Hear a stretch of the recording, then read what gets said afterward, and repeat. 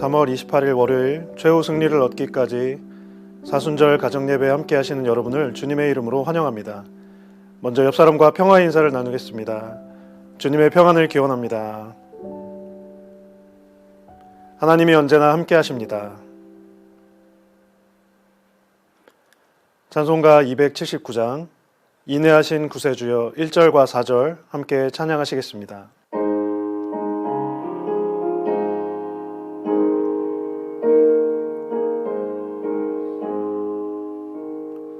인내하신 구세주여 내가 비오니 죄인 오라실 때에 날 부르소서. 주여 주여 내가 비오니 죄인 오라실 때에 날 부르소서. 만복 근원 우리 주여 위로하소서. 우리 주와 같으시니 어디 있을까. 주여 주여 내가 비오니 죄인 오라실 때에 날 부르소서. 아멘. 오늘 가정에서 읽을 성경 말씀은 마태복음 9장의 말씀입니다. 본문 중에서 주제 말씀인 13절 말씀을 함께 읽어보겠습니다. 너희는 가서 내가 긍휼을 원하고 제사를 원하지 아니하노라 하신 뜻이 무엇인지 배우라. 나는 의인을 부르러 온 것이 아니요 죄인을 부르러 왔노라 하시니라. 마태복음 9장에서 예수님은 중풍병자를 고치시고 세리 마태를 부르십니다. 그리고 한 관리의 죽은 딸을 살리시고 여러 치유의 기적들을 베풀어 주십니다. 이 시간에는 중풍병자를 고치신 사건과 세리 마태를 제자로 부르신 사건에 주목해 보고자 합니다. 병든 자를 고치시는 예수님께서 단순히 질병의 치유만을 하시는 것이 아니라 그 사람을 죄에서 자유하게 하시고 회복하게 하시는 큰 은혜를 베풀고 계십니다. 첫째로 예수님께서는 죄사함을 선포하십니다. 본문 2절 말씀을 읽겠습니다. 침상에 누운 중풍병자를 사람들이 데리고 오거늘 예수께서 그들의 믿음을 보시고 중풍병자에게 이르시되 작은 자야 안심하라 내 죄사함을 받았느니라. 예수님이 본 동네 즉 가버나움으로 가셨을 때 사람들이 침상에 있는 중풍병자를 데리고 나왔습니다. 예수님은 그들의 믿음을 보시고 중풍병자의 죄를 용서해 주셨습니다. 예수님을 하나님의 아들로 인정하지 않는 서기관들은 대중이 무서워서 드러내놓고 이야기하지는 못하고 속으로만 이 사람이 신성을 모독한다라고 생각했습니다. 예수님께서는 그들의 생각에 악함을 하시고 일어나 침상을 가지고 집으로 가라고 명하셨습니다. 이에 병자는 예수님의 말씀처럼 일어나 걸어갔고 하나님께 영광을 돌렸습니다. 이 치유의 기적이 일어나게 된 것은 중풍병자와 사람들의 믿음에서 시작되었습니다. 같은 내용을 기록한 마가복음과 누가복음에는 사람들이 병자를 위해 지붕을 열고 침상을 내렸다고 기록하고 있습니다. 주님은 이들의 믿음을 보시고 죄사함을 선포하셨습니다. 서기관들의 심적인 저항이 있었지만 예수님은 본인에게 죄사함의 권세가 있음을 알리시고자 중풍병자를 치유해 주셨습니다. 모든 질병이 죄로 인한 것은 아닙니다. 하지만 질병이나 고난을 통하여 우리는 우리 자신을 돌아봐야 합니다.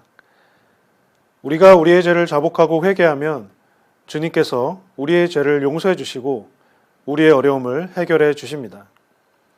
하나님은 우리를 사랑하십니다. 그 사랑 안에서 우리는 오늘도 살아갈 힘을 얻습니다. 주님께 맡기며 용서함을 받는 모든 성도님 되시기를 주님의 이름으로 소망합니다.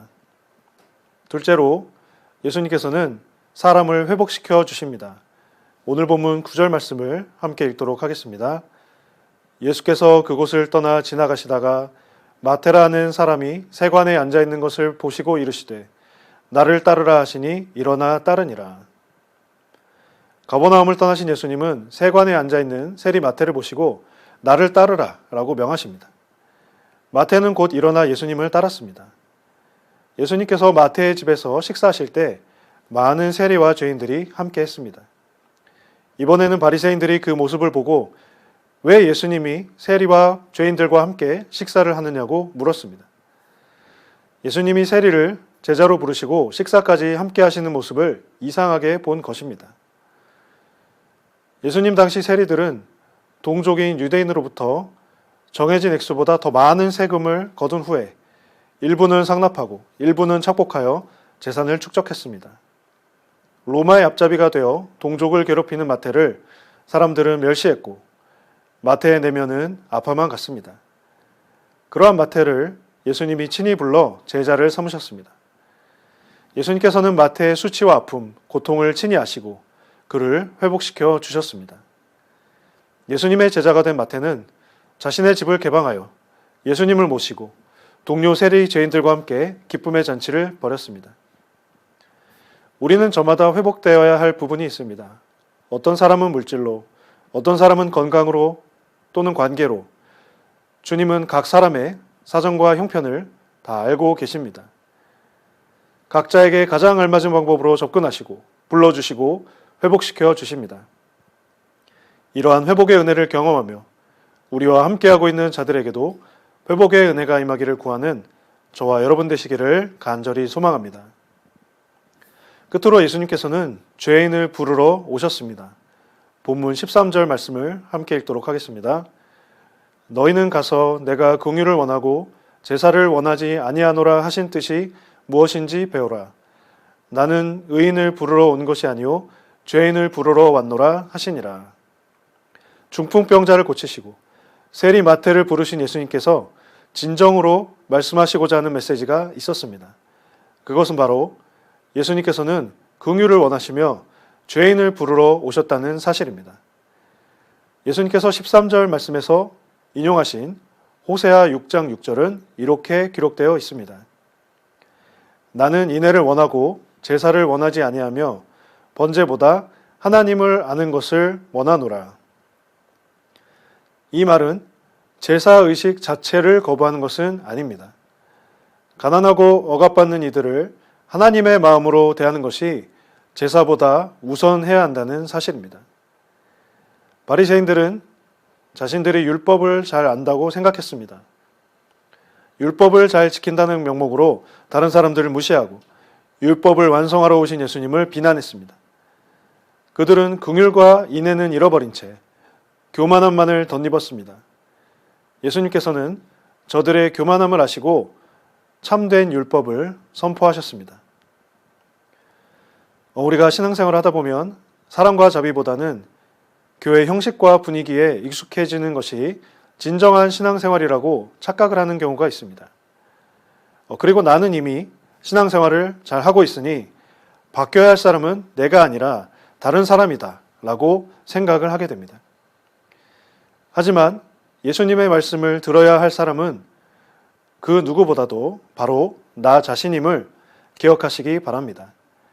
나 자신이 하나님께 용서받을 죄인임을 기억하는 것에서부터 하나님의 사랑과 자비가 드러나게 된다는 사실입니다. 사랑하는 성도 여러분, 사순절에 예수 그리스도의 십자가를 묵상하면서 십자가 앞에 못 박아야 할 것이 무엇인지, 혹 그것이 내 종교적 의와 교만은 아닌지 돌아보고 주님께 모든 것을 내어 맡기는 저와 여러분 되시기를 주님의 이름으로 간절히 소망합니다. 이 시간 함께 나라와 민족을 위해서 기도하겠습니다. 첫째, 선출된 대통령 당선인이 하나님께 지혜를 구하여 국정을 잘 운영하도록. 둘째, 우리 민족이 하나님께서 다스리시는 귀하고 복된 나라가 되어 세계 만방에 복음을 선포하는 사명을 잘 감당하도록 함께 기도하겠습니다.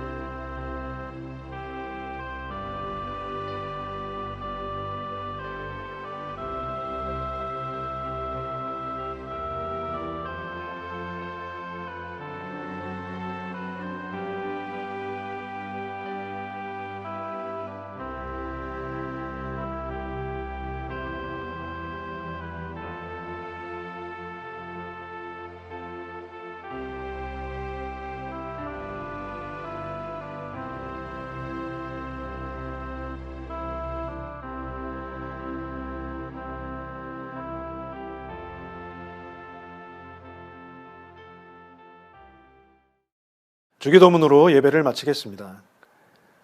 하늘에 계신 우리 아버지, 아버지의 이름을 거룩하게 하시며 아버지의 나라가 오게 하시며 아버지의 뜻이 하늘에서와 같이 땅에서도 이루어지게 하소서.